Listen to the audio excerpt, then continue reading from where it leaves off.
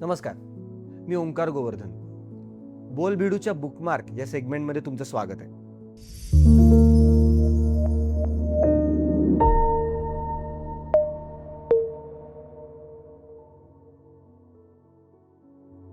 या सेगमेंटमध्ये मी कुठली पुस्तकं वाचतो, मी आत्तापर्यंत काय वाचलंय, मला काय वाचायला आवडतं, याबद्दल बोलायचं. खरं सांगायचं तर असं मला काही सांगता येत नाही आत्ता. पटकन कसं सांगता येईल मला माहीत नाही. मी लहानपणापासून वाचतोय. म्हणजे मला वाचन ही मी वाचन ही एकच गोष्ट करत असतो कायम. लहान असताना आईने मला गोष्टी वाचून दाखवल्या होत्या. तेव्हाची जी छोट्या मुलांसाठी जी मासिकं होती, चंपक असेल, ठकठक असेल, तर ती मासिकं आईनी वाचून दाखवली होती. मग ती मी वाचायला लागलो आणि मला मजा वाटायला लागली वाचायला. शाळेत असल्यापासून म्हणजे पहिली, दुसरी, तिसरीपासूनच मी वेगवेगळी पुस्तकं वाचायला सुरुवात केली होती. त्याच्यानंतर शाळेत असताना वेगवेगळ्या पुस्तकांचं वाचन होतच होतं. शाळेतल्या काही धडे मला आत्ता आठवतात. म्हणजे फॉर एक्झाम्पल आता मला स्मशानातलं सोनं नावाचा अण्णाभाऊ साठ्यांचा धडा होता. तो मला अत्यंत आवडला होता. अतिशय मला माहीत नाही त्या धड्यामध्ये काय होतं, पण ते मला अत्यंत ते आवडलं होतं. काही कविता होत्या, त्या मला अत्यंत आवडल्या होत्या आणि माझं वाचन या दरम्यान चालूच होतं. म्हणजे तेव्हा मी ज्या कादंबऱ्या वाचल्या होत्या, म्हणजे आपण सगळेच जण मोर ऑर लेस त्या वाचत असतो. काय पानिपत असेल, त्याच्यानंतर छावा आणि ह्या सगळ्या या पद्धतीच्या तेव्हा मी आचार्य अत्र्यांचं मी कसा झालो नावाचं पुस्तक मला माझ्या आजोबांनी दिलं होतं आणि ते मला अत्यंत आवडलेलं पुस्तक होतं. म्हणजे मी तेव्हा किती वर्षांचा होतो मला आठवत नाही, पण ते पुस्तक मी अनेक वेळा वाचलंय आणि ते वेगवेगळ्या वेळेला मला वेगवेगळं कळलंय. कारण का ते पुस्तक खूप आधी लिहिलेलं पुस्तक आहे. त्यामुळं जसजसं आपण मोठे होतो तसतशी त्याची भाषा ही फार छान वाटायला लागते आणि त्या माणसाने काय केलं होतं, तो काळ काय होता आणि हे नंतर झालं सगळं. पण तेव्हा मला ते पुस्तक इतकं आवडलं की मी ते अनेकदा वाचलं होतं. आणि त्याच्याच बरोबर साने गुरुजींचं श्यामची आई हे पुस्तकही मी इतक्या वेळा वाचलं होतं लहान असताना आणि मला ते अत्यंत आवडलं होतं. त्यातल्या काही प्रसंगांमध्ये तर अगदी डोळ्यात पाणी आलेलं आहे. अनेकदा डोळ्यात पाणी आलेलं आहे. अजूनही वाचताना त्यातल्या काही प्रसंगांनी डोळ्यात पाणी येतं. मग मी वाचत होतो. मला वाचायला खूप आवडत होतं आणि काय वाचावं असं याला काहीच धरबंध नव्हता. काहीही वाचावं.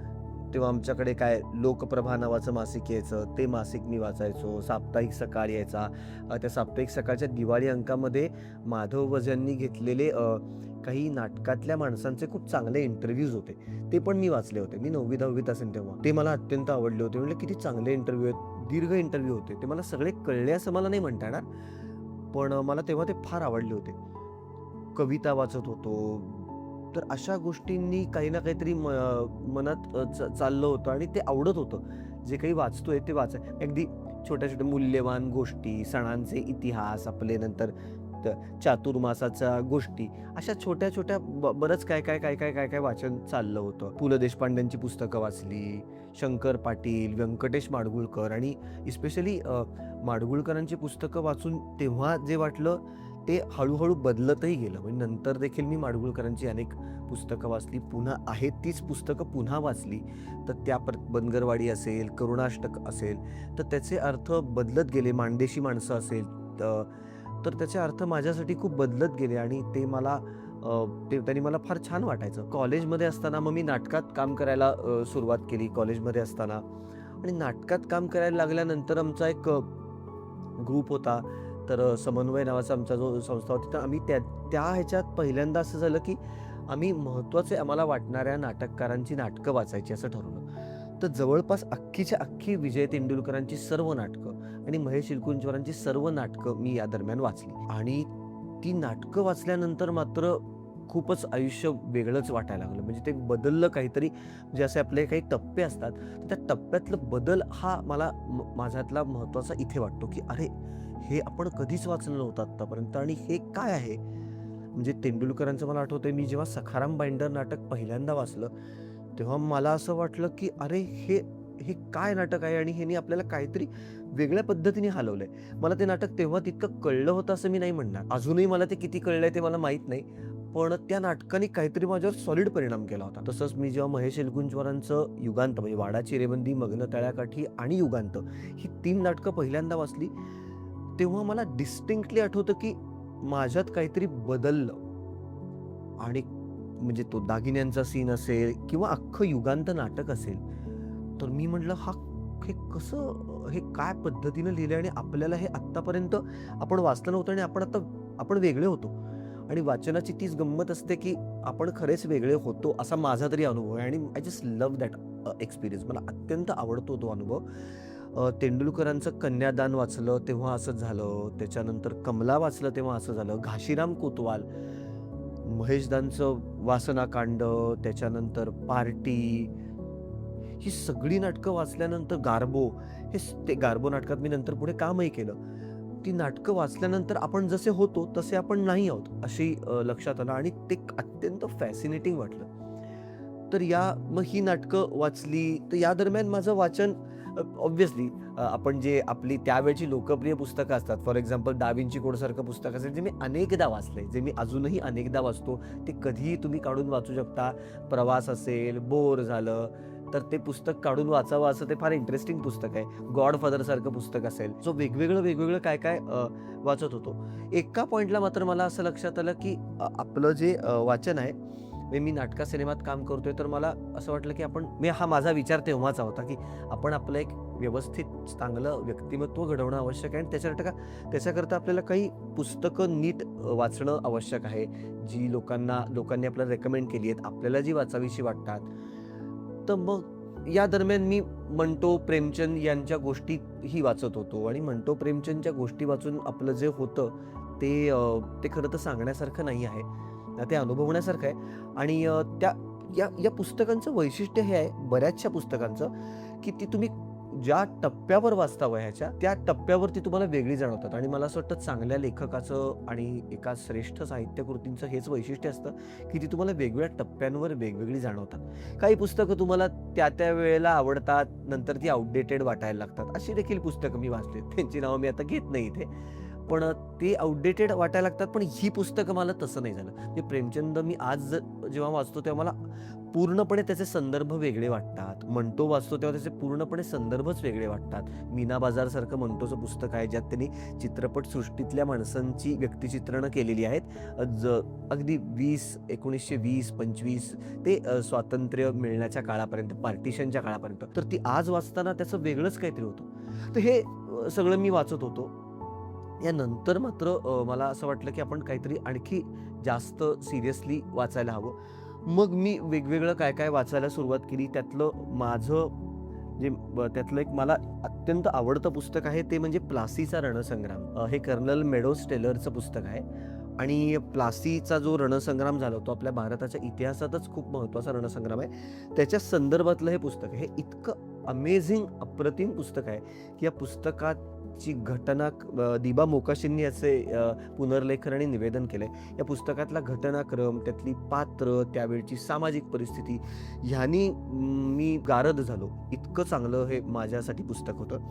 त्याच्यानंतर दरम्यान मी नेमाडे सरांचं कोसला वाचलं होतं. तेही मला अत्यंत आवडलं होतं. पण मला खरं नेमाडे सरांचं आवडलेलं पुस्तकं आहेत ती म्हणजे बिढार, हूल, जरीला आणि झूल. हे त्यातलं बिढार पुस्तक इथे आहे. चांगदेव पाटील हा जो नेमाडे सरांचा नायक आहे या चारही पुस्तकांमधला, त्यांनी माझ्या मनामध्ये फार मोठं घर केलेलं आहे. आणि ती 4 पुस्तकं मी किती वेळा वाचली आहेत याची काही माझ्याकडे गणतीच नाही. मी ती अनेकदा, अनेक वेळेला, अनेक गोष्टींचे संदर्भ म्हणून, अनेक गोष्टी सुचत नाहीत म्हणून, सुटत नाहीत म्हणून वाचले आहेत. अजूनही मी ती पुस्तकं वाचतो. त्यामुळं या 4 पुस्तकांनी मला फारच सॉलिड आनंद दिलाय. मी जसं म्हटलं, सखाराम बाइंडर तेंडुलकरांचं हे नाटक मी जेव्हा पहिल्यांदा वाचलं तेव्हा काहीतरी वेगळं घडलं. त्याच्याच बरोबर मग मी परदेशी पुस्तकं वाचायला सुरुवात केली. तर सुरुवातीला मी भाषांतरित पुस्तकं वाचत होतो. म्हणजे अगदी वंशवृक्षासारखं एस.एल. भैरप्पांचं जे पुस्तक आहे, ते उमा कुलकर्णींनी अनुवाद केला, ते मला अत्यंत आवडलं होतं. त्याच्यानंतर अशी काही भाषांतरित पुस्तकं, मग मी त्यावेळेला भाषांतरित पुस्तकांनी सुरुवात करावी म्हणून मग मी दोस्तोव्स्कींचं काही पुस्तकं वाचली. त्याच्यानंतर म्हणजे अगदी ब्रदर्स कारामाझोव सारखं मोठं पुस्तक असेल, क्राईम अँड पनिशमेंट असेल, त्याच्यानंतर पुश्किनचं काही पुस्तकं असतील, दोस्तोव्स्कीची रुले नावाची कादंबरी होती.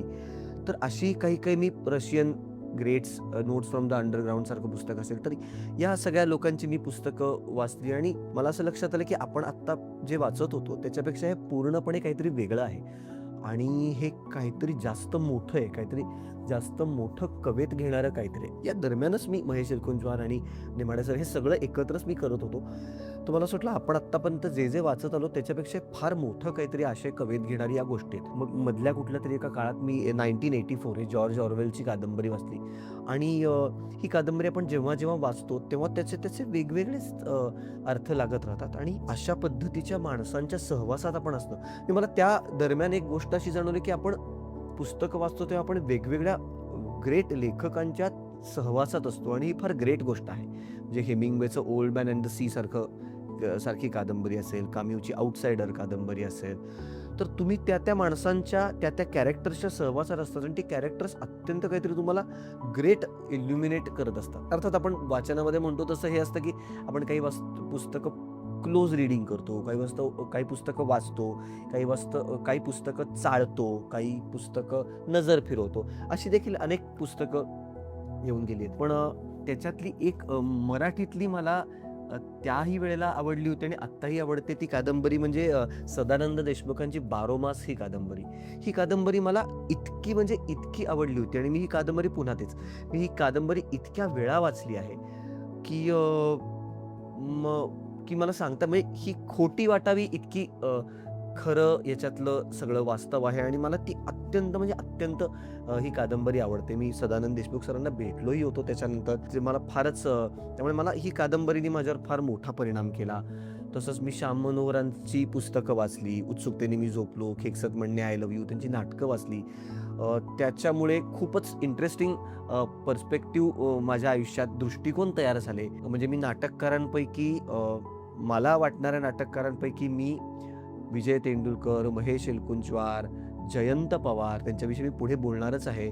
त्याच्यानंतर श्याम मनोहर, राजीव नाईक, जयवंत दळवी, पु ल देशपांडे यांची जवळपास सगळी नाटकं वाचलेली आहे. त्यांनी लिहिलेलं मी सर्व साहित्य वाचलं. तेंडुलकर, एलकुंचवारांनी आणि नेमाडे सरांनी आणि जयंत पवारांनी लिहिलेलं जवळपास सगळं साहित्य मी वाचलंय असं म्हणलं तरी चालेल. असं इतके माझे ते आवडते लेखक होते, आहेत, राहतील. मग मला इंग्रजीमध्ये मी गॅब्रिएल गार्सिया मार्क्वेजचं 100 इयर्स ऑफ सॉलिट्यूड असेल, त्याच्यानंतर नो वन राईट्स कर्नल हे पुस्तक होतं. आणखी नाही काही पुस्तक होती, पण मला आवडलेली म्हणजे माझ्या पहिल्या 5 पुस्तकांमधली मला अत्यंत आवडलेल्या पुस्तके मार्क्वेजचं ते आहे love in the time of cholera. ही एक अतिशय अद्भुत प्रेम कहाणी आहे आणि ही इतकं सुंदर पुस्तक आहे की मला सांगता नाही येणार. ही सोरेंटिनो आरिझा आणि फर्मिना डाझा या 2 माणसांची प्रेम कहाणी आहे आणि ती प्रेम कहाणी आपल्याला वाटते तशा मार्गाने जात नाही आणि ती जिथून सुरू होते आणि जिथे संपते ते फक्त असा पद्धतीचा जागतिक मोठा लेखकच लिहू शकतो. अमेझिंग कादंबरी आहे, अमेझिंग. आणि या पुस्तकाने माझ्यावर फार मोठा परिणाम केला. या दरम्यान मला असं वाटत होतं की म्हणजे ही सगळी पुस्तकं मग आपण कुठल्या भाषेत वाचतो, त्या भाषेची संस्कृती काय असते, त्या भाषेतून आपल्या भाषेत गोष्टी येताना काय फरक पडतो, तो पडल्याने आपल्या समजुतीत काय फरक पडतो, अशा वेगवेगळ्या पद्धतीचा विचार चालू होता. याच दरम्यान मी आता हे असं मी थोडं स्कॅटर्ड पुस्तकं वाचन सुरू केलं. Half of a yellow sun नावाची मी एक आफ्रिकन कादंबरी वाचली. या लेखिकेचं नाव आहे चिमामांडा नगोझी आदिचिये. तर ही आफ्रिकन कादंबरी आहे आणि इतकी नायजेरियामधली ही कादंबरी आहे. नायजेरियन लेखिकेने लिहिलेली कादंबरी आहे. तर ती स्त्री असणं म्हणजे तिचं जे फेमस आहे की ती अत्यंत स्त्रीवादी चळवळीतली लेखिका. या दरम्यान मी सिमॉन द बुवाचं सेकंड सेक्स नावाचं पण पुस्तक वाचलं होतं. स्त्रीवादाची खूप महत्त्वाची मांडणी त्या पुस्तकामध्ये आहे आणि जे अमेझिंग पुस्तक आहे. तर या कादंबरीने पण माझ्यावर फार परिणाम केला की आफ्रिकन जग काय आहे, आपण राहतो. मुळात पुस्तकांमुळे तेच घडतं की आपल्याला आपलं जे जग नाही ते जग बघायला मिळतं. हे आफ्रिकन जग आहे, हे लॅटिन अमेरिकन जग आहे, मार्क्वेजच्या कादंबऱ्यांमधलं हे जग आहे, काय आहे, ती माणसं काय करतात, याचं अमेझिंग अकाउंट तुमच्याकडे तयार होतं. आणि याच दरम्यान मी भावे प्रकाशनाची काही इंटरेस्टिंग छोटी पुस्तकं वाचली होती. म्हणजे नाईल नदीचा शोध, त्याच्यानंतर व्हिक्टोरिया सरोवराचा शोध, आफ्रिका खंडाचा शोध, अशी कोलंबसचे प्रवास, अशी छोटी छोटी मॅटर ऑफ फॅक्ट सांगणारी पुस्तकं, ती पण इतकी अमेझिंग होती की माणसं काय करत असतात आणि माणसं कशा पद्धतीनं स्वतःला शोधत असतात, काय धाडसं साहस करतात. माडगुळकरांचं अशी माणसं अशी साहसं नावाचं एक पुस्तक आहे, ते पण तितकंच अमेझिंग मला वाटतं. तर असं हे सर्व चालू होतं. मी कथा देखील वाचतोय.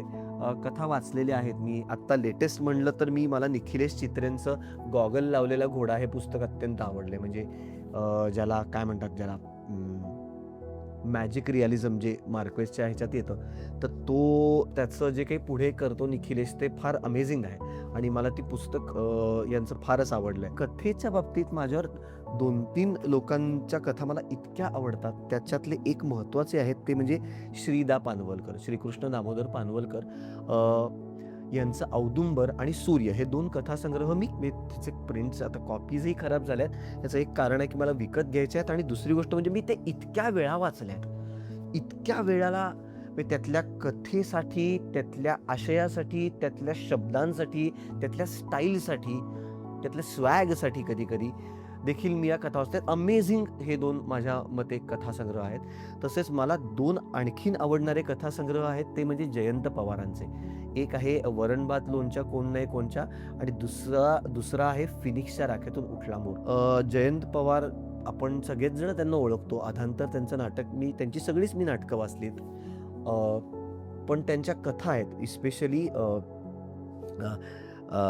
टेंगशेच्या स्वप्नात ट्रेन आणि छटाकभर रात्र तुकडा तुकडा चंद्र ही फिनिक्सच्या राखेतून उठला मोर कथासंग्रहातली कथा आहे. या 2 माझ्या मते मराठीतल्या अत्यंत अमेझिंग कथा आहेत आणि त्या कथा मी खरं तर असं म्हणू नये मराठीतल्या काय अमेझिंग आहे हे सांगण्याचा माझा अधिकार नाही, पण त्या कथांनी माझ्या मनावर फार परिणाम केलाय. आणि ज्या पद्धतीने आपल्याला या सगळ्याच गोष्टींनी काय होतं की आपल्याला जे जग दिसत असतं ते फॅक्च्युअल जग असतं, म्हणजे त्याच्यामध्ये वास्तव असतं, पण सत्य अनेक असतात. आपण जे बघतो त्या जगामध्ये वास्तव एक जरी दिसत असलं तरी जगं वेगवेगळी असतात. त्यात सत्य म्हणजे फॅक्ट आणि ट्रूथ मधले फरक असतात.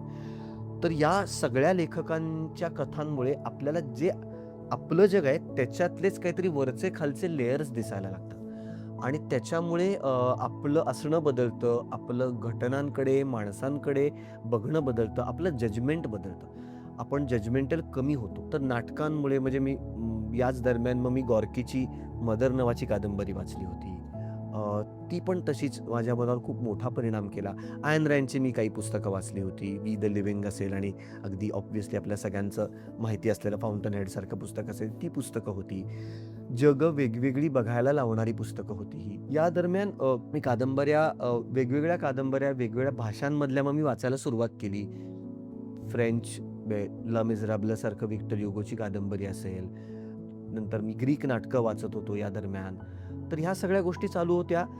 पण मला असं वाटतं की काही महत्त्वाच्या इंटरेस्टिंग गोष्टी घडल्या की आपण ज्या जगात राहतो ते जग कोणीतरी कुठल्या तरी एका व्यवस्थेतून तयार झालेलं असतं. ती व्यवस्था नक्की काय असते आणि त्या व्यवस्थेमध्ये आपण जे आपलं सगळं असणं, आपला विचार करणं, आपली कलात्मक, सामाजिक ही सगळी जाणीव कुठून तरी घडत असते. असा विचार मला सांगणारी माणसं माझ्या आसपास होती. त्यामुळे माझं त्या पद्धतीचं देखील वाचन चालू होतं. त्याच्यातलं एक फार महत्त्वाचं माझ्यासाठीचं पुस्तक होतं ते म्हणजे महात्मा फुले समग्र वाङ्मय. महात्मा फुल्यांवर मी 2 नाटकं, सत्यशोधक हे नाटक केलं होतं आणि सावित्री ज्योती ही सिरियलही मी केली, ज्यात मी महात्मा फुल्यांचं काम केलं. तर सत्यशोधक नाटक करत असताना हे महात्मा फुले समग्र वाङ्मय हे पुस्तक माझ्याकडे आलं. हे सगळं हा ग्रंथ मी वाचला. ह्याच्यात फुल्यांनी लिहिलेलं इतकं अमेझिंग वाङ्मय आहे. शेतकऱ्याचा असूड असेल, गुलामगिरी असेल, हंटर कमिशनला लिहिलेलं पत्र असेल, नंतर तृतीय रत्न हे फुल्यांचं नाटक, जे मराठीतलं पहिलं नाटक लिहिलं गेलेलं आपण म्हणतो. तर ह्या सगळ्या पुस्तकांनी माझ्या दृष्टीने वैचारिक जो काही माझ्यातला वैचारिक भाग आहे त्याचा हा ब्रेक थ्रू माझ्याकरता हे पुस्तक होतं. यांनी मला संपूर्णपणे जग वेगळं करून दाखवलं आणि जग मला उलगडून दाखवलं. माझा प्रत्येक निर्णय, माझा प्रत्येक प्राधान्यक्रम हा कशातून निर्माण होतो आणि तो बदलू शकतो का, याचा विचार फुल्यांच्या या पुस्तकाने मला दिला. त्यामुळे या पुस्तकांचा मी जितका ऋणी आहे तितकाच याही पुस्तकाचा ऋणी आहे. याही पुस्तकांनी मला तेच दिलं. माझे प्राधान्यक्रमच मला विचार करायला भाग पाडलं आणि या पुस्तकाने देखील तेच केलं. सो हा जो टप्पा आहे तो माझ्यासाठीच्या एका माझ्या विचारांच्या पुस्तकांचा आहे. दुसरं तेवढं तितकंच महत्त्वाचं पुस्तक माझ्यासाठी आहे. हे रधो कर्व्यांवर पद्मगंधेनी 8 खंड काढलेत, 8 पुस्तकं काढलीत. त्यातले रधो कर्वे हे माझ्या मते महाराष्ट्रातला वन ऑफ द ग्रेटेस्ट माणूस होऊन गेलेला. त्यांच्या लिखाणावरचे पद्मगंधेनी 8 खंड काढलेत.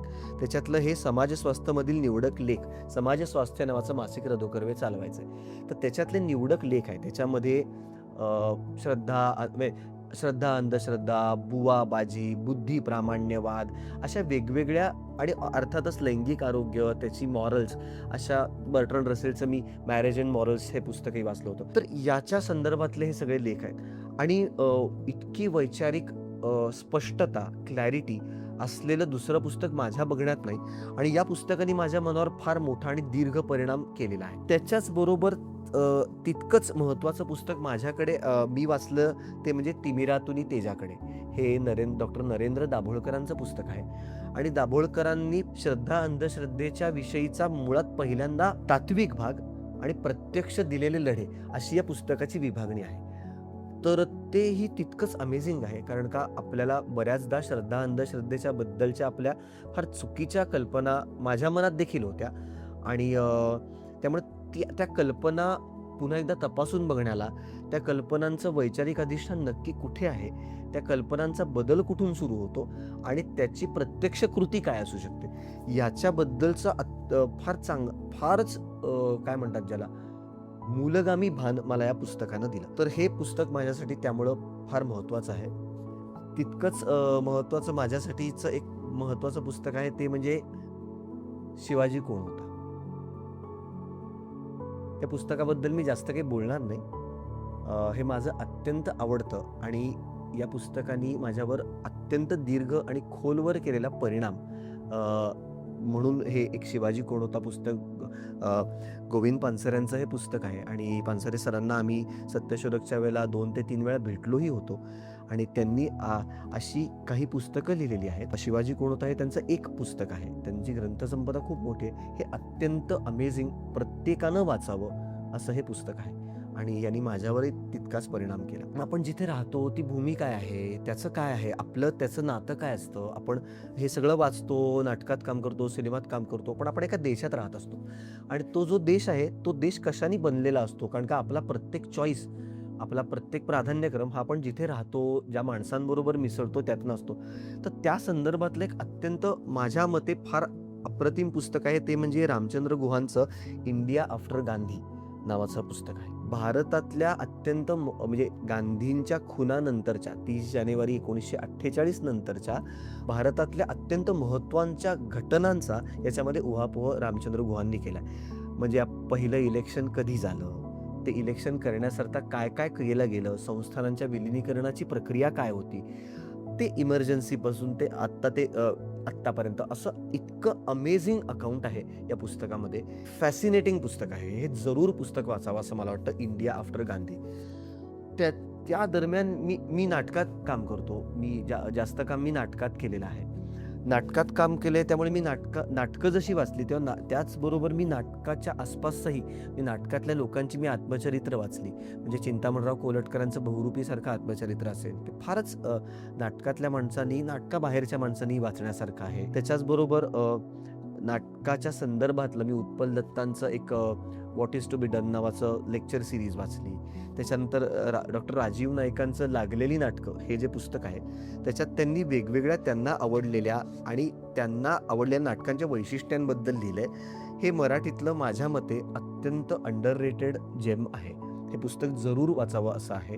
याच्यामध्ये बेगम बर्वेबद्दल आहे, आळेकर सरांची मी सर्व नाटकं वाचलेली आहेत. त्याच्यानंतर तुझे आहे तुझपाशी बद्दल आहे, नंतर खाडीलकरांच्या नाटकांबद्दल आहे. असं अमेझिंग हे पुस्तक लागलेली नाटकं हे आहे. त्याच्याचबरोबर मला असं वाटत होतं या दरम्यान मी काही साहित्यिकांची किंवा लेखकांची काही इंटरेस्टिंग भाषणं वाचत होतो. तर त्या दरम्यान असं झालं, की एक विचार डोक्यात आला, की आपण त्या भाषणांमध्ये, की आपण ज्या भाषेमध्ये काम करतो, त्या भाषेकरता आपण काहीतरी योगदान दिलं पाहिजे. देऊ शकतो का म्हणजे? तर त्या निमित्ताने मी अभिनयाची काही पुस्तकं वाचत होतो. स्टॅनिस्लावस्कीचं मी आर्ट ऑफ द स्टेज नावाचं पुस्तक वाचलं. तर मला असं वाटलं, की आपण या पुस्तकाचं भाषांतर करायला हवं. तर त्यामुळे मी काही वर्ष काम करून मी स्टॅनिस्लावस्कीचं आर्ट ऑफ द स्टेजचं रंगमंच कला या नावाने भाषांतर केलं. आणि ही माझ्याकरता वाचनापासून सुरू करून ती एका भाषांतरापर्यंत येणं ही माझ्याकरता अत्यंत फॅसिनेटिंग प्रोसेस होती. आणि मी अतिशय या या प्रोसेसचा, या प्रक्रियेचा मला फारच माझ्या एकंदरीतच जगण्यामध्ये फार मोठा फायदा झालेला आहे. आणि मी ह्या गोष्टी मी वाचल्या नसत्या तर माझ्यापर्यंत हे आलं नसतं. वाचनाचं काय होतं, की तुम्ही जसं वाचायला लागतात तसतशा गोष्टी तुमच्यापर्यंत येत राहतात. हा फार इंटरेस्टिंग ह्युमन अल्गोरिदम तुमच्या आसपास असतो वाचता तुम्ही तेव्हा. कारण का जसं आत्ता आपला अल्गोरिदम्स कम्प्युटरवर असतात, तसे ह्युमन अल्गोरिदम्स पण असतात. तुम्हाला माणसं वेगवेगळं काही सुचवत जातात. तसं तुम्ही वाचत जाता. 2 मला महत्त्वाची पुस्तकं सांगायची आहेत. ती म्हणजे एक मी अलेक्झांडर सोल्झेनित्झिन नावाच्या लेखकाचं द गुलाग आर्चिपेलागो नावाचं मी पुस्तक वाचलं. या पुस्तकानं माझं तोपर्यंतचा अनेक विचारसरणी, अनेक देश यांच्याबद्दलचं मत पूर्णपणे बदलून टाकून मला पूर्णपणे वेगळा विचार करायला लावणारं हे पुस्तक आहे. हे छळछावण्यांबद्दलचं पुस्तक आहे. सोल्झेनित्झिन हा नोबेल लॉरेट आहे. तर त्याला 70 साली 70च्या दशकात नोबेल पारितोषिक मिळाले आणि त्या छळछावण्यांमध्ये त्यालाही डांबून टाकण्यात आलं होतं आणि त्या छळछावण्यांबद्दल त्यांनी लिहिलेलं पुस्तक आहे. हे पुस्तक आपल्याला दुःखी करतं असं म्हणणं हा या पुस्तकावरचा अन्याय आहे. हे पुस्तक आपल्याला दुःखी तर करतच, ते आपल्याला राग आणतं, चीड आणतं, संताप आणतं, हतबलता आणतं. आपल्याला सर्व मानवी व्यवहार जसा असतो असं वाटतं, त्याच्यापेक्षा पूर्णपणे जगण्यातला मानवी व्यवहार आणि या पुस्तकातला व्यवहार ह्याच्यामध्ये जमीन आसमानचं अंतर आहे. आणि आपण ते जग पाहिलेलं नाही आणि ते या माणसाच्या थ्रू मी पाहिलं आणि ते कम्फर्टेबल जग नाही आहे. यातली अनेक पुस्तकं अशी आहेत, हे पण सांगणं आवश्यक आहे, की प्रत्येक वेळेला तुम्ही जे जग बघता पुस्तकांमधनं, फिल्म्समधनं सुद्धा, ते जग तुम्हाला कम्फर्ट करत नाही. ते तुम्हाला आराम देत नाही दरवेळेला. ते तुम्हाला हलवतं कधी-कधी. ते तुम्हाला शेकअप करतं. म्हणजे उभं आडवं ते तुम्हाला हलवतं. कधी-कधी तुम्हाला टोचतं, बोचतं, उचकारतं, रक्तबंबाळ करतं. तुमच्या लिमिटेड जगण्यामध्ये तुम्हाला जे मानवी स्वभावाचे, रिलेशनशिप्सचे, सामाजिकतेचे पैलू दिसतात, त्याच्यापेक्षा पूर्णपणे वेगळे पैलू तुम्हाला अनेक पुस्तकात, म्हणजे जसं मी फुलनदेवीनी लिहिलेलं बँडिट क्वीन ऑफ इंडिया नावाचं जे पुस्तक आहे, जे तिने सांगितलेलं आणि कोणीतरी लिहिलेलं आहे. ते पुस्तक वाचल्यानंतर तुमचा विश्वासच बसत नाही, की हे आपल्या देशात आसपास आपल्या घडत होतं. आपण तेव्हा हयातही असतो. फुलनदेवी चा जेव्हा खून झाला तेव्हा मी हयात होतो. तर आपल्या आसपास हे घडतंय याच्यावर विश्वास बसत नाही. तशीच यातल्या अनेक पुस्तकांच्या बाबतीतलं आहे. मग हे चालू असताना मी माझ्या परीने वेगवेगळ्या इझम्सबद्दल मी वाचत होतो. हा सगळा माझा पर्सनल प्रवास आहे. कारण का आपण कोण आहोत, आपल्याला काय करायचं आहे, वेगवेगळं वाचल्यामुळे आपल्यात काय होऊ शकतं आणि ते आवडतंय वाचायला. हा सगळा माझा प्रवास चालू होता. तर या दरम्यान एक इंटरेस्टिंग पुस्तकं माझ्या समोर आली. ती म्हणजे त्याच्यातलं महत्त्वाचं पुस्तक आहे ते म्हणजे जे कृष्णमूर्तींचं द अवेकनिंग ऑफ इंटेलिजन्स. आता या पुस्तकानं मला काय दिलं हे मला सांगता नाही येणार, कारण का तेवढी आर्टिक्युलेट क्षमता माझ्यात नाही. पण या पुस्तकानं मला अनेक वेगवेगळ्या गोष्टींचा वेगवेगळ्या पर्स्पेक्टिव्हनी बघण्याची मला क्षमता दिली आणि हे सगळंच माझ्या अभिनयामध्ये मला कुठे ना कुठेतरी उपयोगी पडलेलं आहे. ही पुस्तकं वाचणं, त्याच्यातनं तयार होणारी जाणीव, भाषांतर करणं, त्यामुळे ही पुस्तकं सगळीच माझ्याकरता फार, आणि अशी अनेक, खरं सांगायचं तर म्हणजे कादंबऱ्या असतील, वैचारिक पुस्तकं असतील, या सगळ्यांनीच माझ्या मनावर खूप मोठा परिणाम केलाय. आणि त्यातला एक सगळ्यात महत्त्वाचा भाग जो मी आत्तापर्यंत बोललेलो आहे तो म्हणजे कविता. कवितांबद्दल काय बोलणार? कविता हा माझ्या मते सर्वश्रेष्ठ साहित्य प्रकार आहे आणि मला कविता वाचन आवडतं हे वुड बी अन अंडरस्टेटमेंट. मी तितक्या कविता वाचल्यात की नाही ते मला माहीत नाही. मला कविता वाचायला अत्यंत आवडतात. अगदी म्हणजे मराठीतलं मी थोडाफार तुकाराम मी वाचला आहे, ज्ञानेश्वरांचं थोडंफार वाचलेलं आहे. मग मी सुरुवात केली तेव्हा मी शाळेत तर कविता होत्याच, त्याच्यातला काही भाग होता. म्हणजे बालकवी हे माझे अत्यंत आवडते कवी आहेत, अत्यंत आवडते कवी आहेत. तर बालकवींचं हे जे फुलराणी पुस्तक आहे ते मी किती वेळा वाचलं याची काही गणतीच नाही. बालकवी आहेत, मग तिथून पुढे अनेक म्हणजे गोविंदाग्रज आहेत, बालकवी आहेत, आपले तर या सगळं हे करतात. नवीन काळ बघितलं, मर्ढेकर यांनी माझ्यावर फार मोठा इम्पॅक्ट त्यांच्या कवितेनी दिलेला आहे. "बंगू दे काठिन्य माझे, अंमल जाऊ दे मनीचे, येऊ दे वाणीत माझ्या सूर तुझ्या आवडीचे." अशा कविता असतील. ह्या कवितेने आपल्यात काय आणलंय हे आपण सांगू नाही शकत. तसंच भालचंद्र नेमाड्यांचं देखणी, मेलडी आणि हे सगळा हा जो संग्रह आहे, या विश्वभानाच्या गुंगावत्या समुद्र फेसात न ठरो निरर्थक आपल्या आयुष्याचा सुरम्य सप्तरंगी बुडबुडा.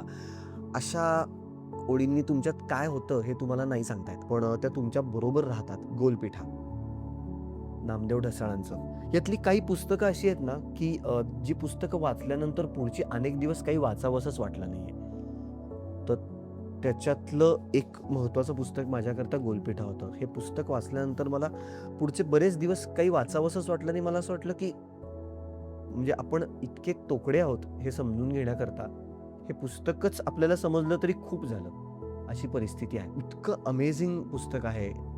अमेझिंग कवी म्हणजे काय बोलावं, सारखी कविता असेल, कुठले काय म्हणजे ढसाळांचं कुठलीही तुम्ही कविता काढा, त्याच्यातल्या विषय आशयाबरोबरच शब्द आणि स्पिरिट, रक्तात पेटलेल्या अगणित सूर्यांपासनं ते माणसाने पहिल्या प्रथम काय करावे, अमेझिंग आहे. आणि ह्या सगळ्या कवितांनी माझ्या मनावर खूप मोठे परिणाम केलेले आहेत. सुरेश भटांचं एल्गार सारखं पुस्तक असेल, आपल्यावर काय ते परिणाम करतं. मला राजीव नाईकांचं मायना हे कविता संग्रह मला अत्यंत आवडतो आणि फारच सुंदर कविता आहे त्याच्यातल्या, असं वाटतं. या कवितांनी सुद्धा आपल्या मनाचे टेक्स्चर्स ॲक्च्युअली याच्यामुळे तयार होतात. आपल्याला आवडत्या पुस्तकांबद्दल बोलायचं म्हणजे खरं तर तितकं बोलता येत नाही, कारण का आपल्याला समीक्षेचं अंग नसतं. पण याच्यामुळे आपल्या मनाची गोधडी वेगवेगळी विणली जाते, त्याचे टेक्स्चर्स तयार होतात आणि आपल्याकरता ते महत्त्वाचं असेल. आता वेदिका कुमारस्वामीचं गाव नवरी हे जे पुस्तक आहे, तर हे पुस्तक वाचल्यानंतर त्याच्यातला आवेग, त्याच्यातली इंटेन्सिटी, त्याच्यातली वेदना यांनी माझ्या मनावर काय परिणाम केला मी नाही सांगू शकत. तो कुठे ना कुठेतरी रिफ्लेक्ट होतो आणि त्यामुळे फारच अमेझिंग पुस्तक आहे. मी काही नाटकं या दरम्यान भाषांतरित केली. रामू रामनाथनांची मी काही नाटकं भाषांतरित केली. हे सगळं माझ्या वाचनाचेच एक्सटेन्शन्स आहेत असं मी मानतो. मी देवदास सारखी कादंबरी वाचली असेल किंवा अशा राही मासूम रझा हिंदीमधली कादंबऱ्या मी त्यांच्या काही वाचल्या. तर पेरुमल मुरुगनची मी कादंबरी वाचली. असं हे सगळंच रंगनाथ पठारे सरांचं मी सात पाटील असेल, नेमाडे सरांचं हिंदू असेल, त्याच्यानंतर ताम्रपट असेल, नामुष्कीचे स्वगत असेल, श्याम मनोहरांच्या काही कादंबऱ्या असतील, या सगळ्यांनी मिळून तुमचा एक काहीतरी पोत तयार होत असतं असं मला वाटतं. पण मी कवितांबद्दल बोलत होतो, तर हे गणेश कनात्यांचं सॅक्सोफोन हे वरातीत वाजवायचे वाद्य नव्हे हा काव्यसंग्रह आहे. इतका अमेझिंग काव्यसंग्रह आहे हा. माझ्या मते हा फारच चांगला काव्यसंग्रह आहे आणि तो मी अनेकदा वाचलाय, वाचत असतो. मी मधल्या काळामध्ये विंदा करंदीकर हे माझे अत्यंत आवडते कवी आहेत. विंदांची मी जवळपास सगळीच पुस्तकं वाचली. मृदगंध हे त्यांचं पुस्तक मी इथे आपल्यासाठी एक दाखवतो. मी मधल्या काळामध्ये हिंदी कविता वाचतो आहे. प्रतिनिधी कविता आहे. विनोद कुमार शुक्ल, विष्णू खरे, गजानन मुक्तिबोध, उदय प्रकाश आणि रघुवीर सहाय यांच्या मी कविता वाचतोय. या अत्यंत रचनेच्या दृष्टीने, आशयाच्या दृष्टीने अमेझिंग कविता आहेत. वसीम बरेलवी असेल, गालिब मला जेवढा वाचता येतो आहे, जेवढा मला समजतो आहे, माझं काही उर्दू भाषेचं तेवढं मोठं ज्ञान नाही, तेवढा तसा मी तो वाचतोय. मीर मधनं काहीतरी वाचत राहतो. त्याच्यानंतर मी आत्ता मराठीमध्ये विस्मरणाच्या अरण्यात हा प्रेषित सिद्धभट्टी यांचा काव्यसंग्रह वाचला, तो मला अत्यंत आवडला. तर या पद्धतीची पुस्तकं मी माझं वाचनाला माझी अशी पूर्णपणे शिस्त नाही. मी वाचत राहतो.